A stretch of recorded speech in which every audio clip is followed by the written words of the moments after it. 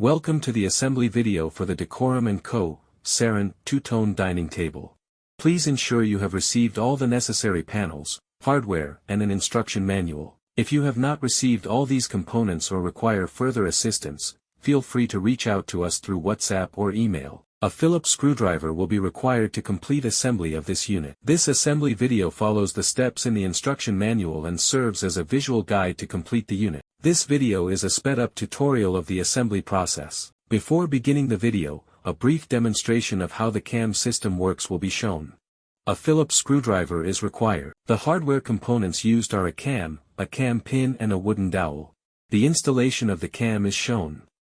Please ensure the arrow on the cam face the closest edge on the panel with the corresponding hole. The installation of the cam pin and wooden dowel is shown.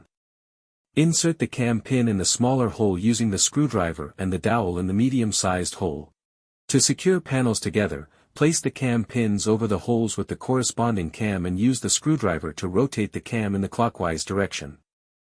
To remove the panels, rotate the cam in the opposite direction.